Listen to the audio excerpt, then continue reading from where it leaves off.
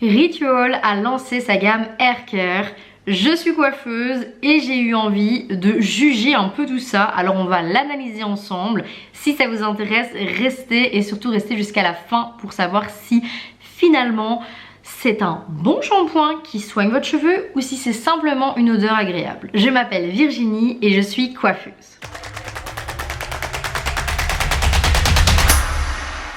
On a tous entendu parler de leur gel douche, de leur crème aux odeurs extraordinairement incroyables, des produits, enfin tout ce qui va être skincare. Vraiment, je pense que Ritual est une marque complète. Je l'ai beaucoup utilisée par le passé et j'utilise encore un petit peu aujourd'hui. Mais en termes de hair care, où est-ce qu'on en est exactement? Leur soin cheveux, est-ce que c'est vraiment efficace? Est-ce que ça apporte quelque chose ou est-ce que c'est simplement un espèce de marketing sensoriel et on se ferait un petit peu avoir par ces odeurs enivrantes? Alors, soin ou bonne odeur, on va analyser ça aujourd'hui. Alors pour celles et ceux qui ne connaîtraient pas cette marque, voilà, je vous la détaille en deux petits points. C'est une marque qui propose différentes gammes comme le skincare ou le hair care, comme je l'ai dit précédemment. Et en second point, c'est une marque qui va avoir des références à des soins ancestraux. Rituals, rituels, cela vient de là en fait tout simplement. Ils ont décidé de se baser sur des rituels anciens et de décliner un petit peu toutes leurs marques là-dessus. Chacun ayant un bénéfice particulier bien évidemment. Ici on va analyser les différentes gammes capillaires que Ritual a déjà sorties depuis leur création. J'ai pris ici le site internet. Il y a vraiment beaucoup de gammes maintenant, mais je vais vraiment me concentrer sur celles qui ont été les plus connues et qui se vendent encore le plus maintenant. On a la gamme Ayurveda qui est inspirée de la médecine ayurvédique. Ce sont des produits censés rééquilibrer le cuir chevelu et nourrir la fibre capillaire. On y retrouve souvent des huiles comme l'amande douce et l'argan et ça c'est quand même vraiment top. Enfin moi perso les huiles je trouve ça très bien. On a la gamme Sakura, elle c'est l'hydratation et l'éclat. Elle est inspirée de la floraison du cerisier. Elle est plutôt adaptée pour les cheveux normaux à sec qui manqueraient un petit peu de douceur. Pour la gamme Hammam, elle est inspirée du rituel des bains turcs, donc avec des ingrédients d'eucalyptus, de l'argile pour purifier le cuir chevelu. C'est plutôt conseillé pour les cuirs chevelus gras ou alors en manque de fraîcheur.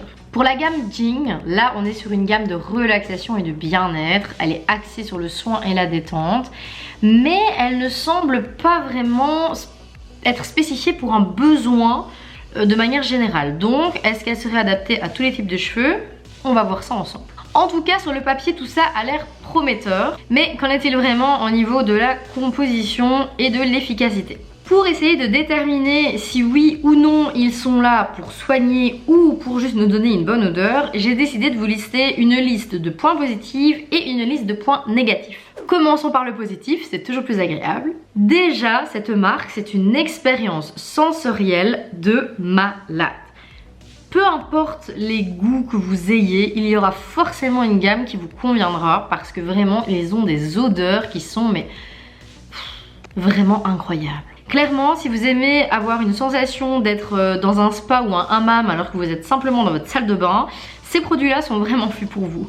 Deuxième point positif, il y a énormément de présence d'huile et d'extraits naturels dans leur formule. Comme je l'ai dit tout à l'heure, l'huile d'argan, d'amande douce, de rose, réellement ça c'est un plus parce que généralement ces huiles-là apportent de la nutrition. Un autre point positif, généralement de ce que j'ai vu dans ces gammes-là, elles sont quand même adaptées pour une grande majorité puisque je dirais un cheveu normal à sec. Vraiment, ils sont adaptés. Cheveux gras, je suis pas très sûre. Malheureusement, les points positifs restent très peu nombreux. Parce que quand on analyse en profondeur, la liste des points négatifs est un peu plus conséquente. Premier point négatif, il y a présence de silicone dans beaucoup de produits. Alors ce n'est pas forcément mauvais, ça aide à guider le cheveu et à le rendre doux, mais sur du long terme, là c'est autre chose. Ça peut alourdir, voire étouffer votre cuir chevelu et s'il n'y a pas de soin vraiment complet derrière, là c'est la catastrophe. Je vous avais d'ailleurs fait une vidéo silicone vs parabène, je vous la mettrai en bio. Un autre point négatif, c'est que leur formule est un peu trop légère de mon point de vue. il n'y a pas assez d'hydratation, pas assez de nutrition dans les composantes de leurs produits haircare. Si vous avez un cheveu trop sec, abîmé, clairement, ces produits-là vont être trop doux et pas assez réparateurs pour vous. Vous avez besoin de kératine, vous avez besoin de remplir votre cheveu de bonnes choses. Et pour moi, c'est beaucoup trop léger. Un autre point qui est vraiment important pour moi de manière générale, parce qu'on a tous un cheveu unique et un historique capillaire unique, les gammes chez Ritual ne proposent pas vraiment quelque chose de spécifique. Vous n'avez pas une gamme anti-casse, une gamme nutrition, une gamme réparatrice, protection couleur par exemple, contrairement à toutes les autres marques pro qui le font. Alors dans ce cas-ci, clairement, si vous voulez simplement un shampoing qui sent bon, c'est fait pour vous. Si vous avez besoin de soins plus spécifiques, si vous avez les cheveux colorés, décolorés, méchés, si vous faites des permanentes ou des lissages, vous aurez besoin de produits beaucoup plus spécifiques que ceux de chez Ritual. Après, il est vrai que réellement, j'adore ces produits-là et je peux comprendre pourquoi une grande majorité souhaiterait les acquérir, parce que réellement, pour en avoir utilisé beaucoup, j'adore les senteurs des gels douche, les crèmes, les gommages, enfin réellement, c'est le top du top.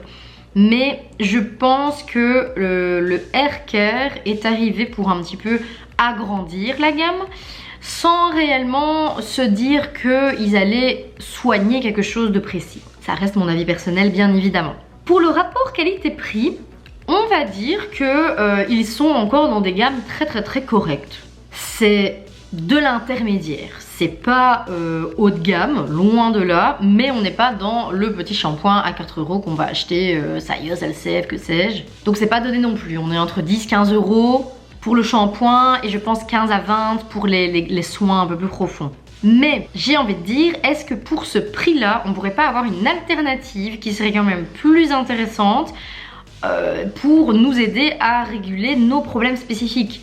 Plus de nutrition, de réparation. Et bien ici j'ai quelques petites alternatives pour vous, parce que si vous êtes capable de mettre 10 à 15 € dans un shampoing qui ne va rien vous apporter, je vous conseillerais plutôt de les mettre dans d'autres types de produits. Bien évidemment, moi j'ai mes chouchous, mais ceux-là ont des budgets plus élevés, hein. Je suis coiffeuse donc forcément j'achète des gammes qui parfois sont haut de gamme, mais j'ai quelques alternatives ici qui pourraient vous convenir. Je vais vous mettre des petites images ou vous voulez les faire un tableau, je ne sais pas, mais dans tous les cas je vous mettrai tout en bio, donc n'hésitez pas à faire un screen. Mon verdict, vous l'aurez compris, c'est une gamme qui peut être très convenable pour vous si vous n'avez pas besoin de soins spécifiques. Si vous cherchez une routine douce et sensorielle, sans attente ultra précise, et si vous aimez les expériences sensorielles très fortes et que vous avez envie d'avoir un petit spa à la maison, c'est fait pour vous. En revanche, si vous avez les cheveux fragilisés, secs, colorés, décolorés, qui nécessitent un peu plus de soins spécifiques, et si vous décidez d'avoir une composition vraiment plus clean et sans silicone, là c'est pas fait pour vous. Dites-moi en commentaire si vous avez déjà testé la gamme haircare de chez Ritual et ce que vous en avez pensé, si vous avez constaté effectivement que ça ne faisait pas beaucoup de soins, ou si au contraire pour vous c'est le top du top. Enfin vraiment, ça m'intéresse beaucoup. Si ce format vous plaît, n'hésitez surtout pas à me mettre des marques en commentaire que vous souhaiteriez que je juge et qu'on pourrait juger par la suite ensemble en commentaire. Et celle qui reviendra le plus souvent, si c'est l'Occitane, Kerastase, que sais-je, eh bien j'en ferai la future vidéo. Ça a été un réel plaisir de tourner cette vidéo, j'espère qu'elle vous a plu et qu'elle vous aura aidé à choisir vos produits capillaires. En attendant, moi je vous dis à lundi prochain et surtout, prenez bien soin de vos cheveux.